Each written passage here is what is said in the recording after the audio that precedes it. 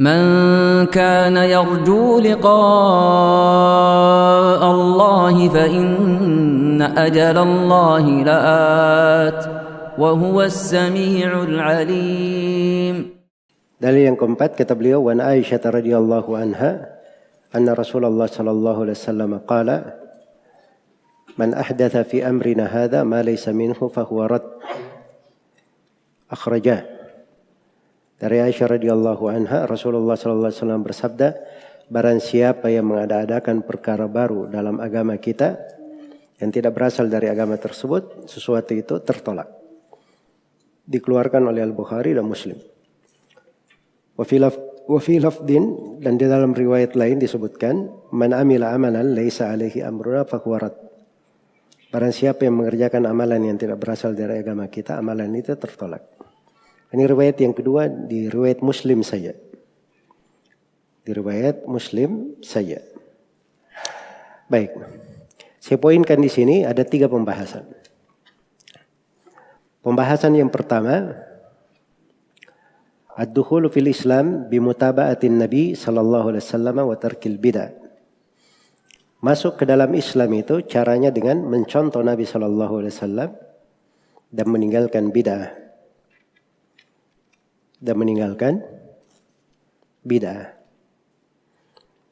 Iya.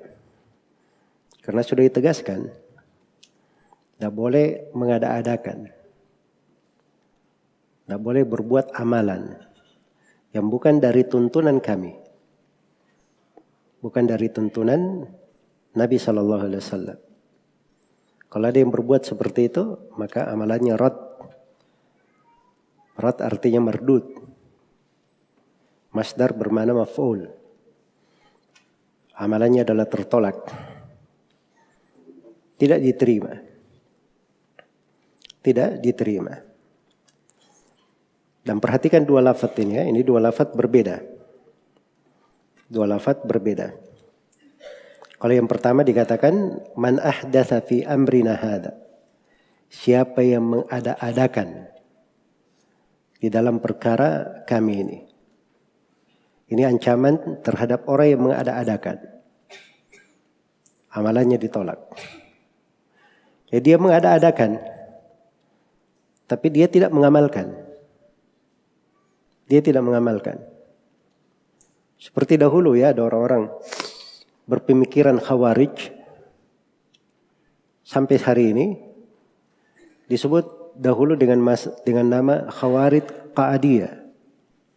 Orang khawarij yang cuma duduk-duduk saja. Ya, dia tidak mengangkat senjata, tidak berperang. Tapi dia menggembosi orang supaya mengangkat senjata ke pemerintah. Dia yang kasih pemikiran-pemikiran sesat.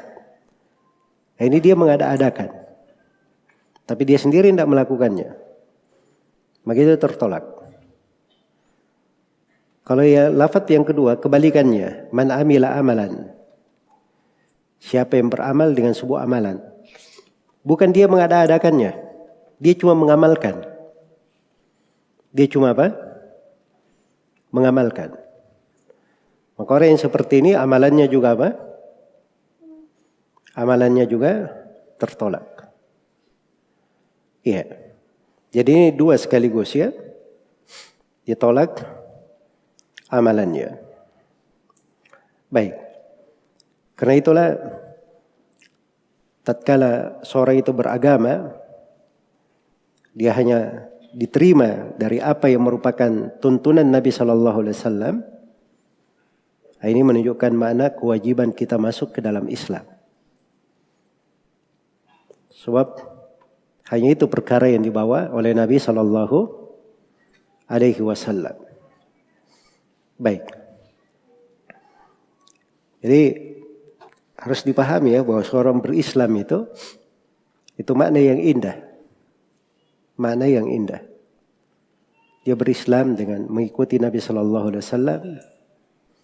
Dia berislam dengan meninggalkan perkara-perkara yang tidak ada asal usulnya.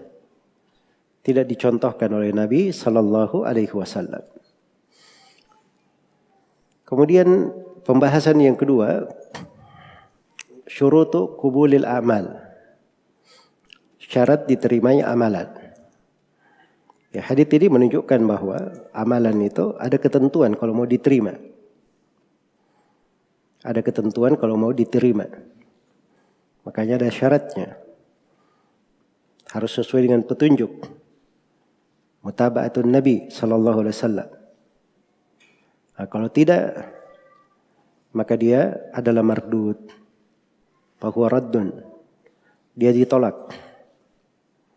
Karena itu dari syarat diterimanya amalan itu harus sesuai dengan tuntunan Rasulullah sallallahu alaihi wasallam. Dan para ulama membahas tentang syarat diterimanya amalan. Iya, ada yang mengatakan bahwa syarat diterimanya amalan ada dua. Ikhlas dan mutaba'ah. Dan yang mengatakan bahwa syarat diterimanya amalan ada tiga. Tauhid, ikhlas, dan mutaba'ah. Tiga. Tauhid, ikhlas, dan mutaba'ah. Dan pendapat yang pertama itu sebenarnya memaksudkan hal yang disebut di pendapat yang kedua. Hanya saja apa yang disebut di pendapat yang kedua tadi itu lebih lengkap dan lebih tajam. Saya beri satu contoh.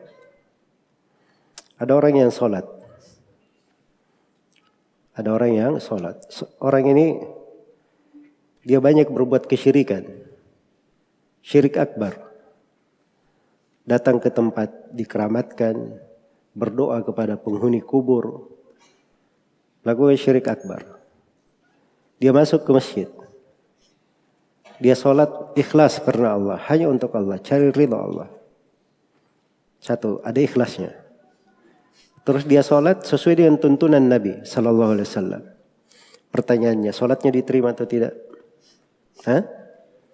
Tidak diterima. Kenapa tidak diterima? Padahal sudah ikhlas dan sudah mengikuti sunnah Nabi sallallahu alaihi wasallam. Kenapa tidak diterima? Sebab dia pelaku kesyirikan. Dan Allah telah berfirman, "Lain asyrakta la yahbatanna amaluk wa la takunanna minal khasirin." Andai kata engkau berbuat kesyirikan, akan hancur seluruh amalanmu dan engkau akan menjadi orang yang merugi. Jelas ya? Kalau begitu disyaratkan apa? Tauhid.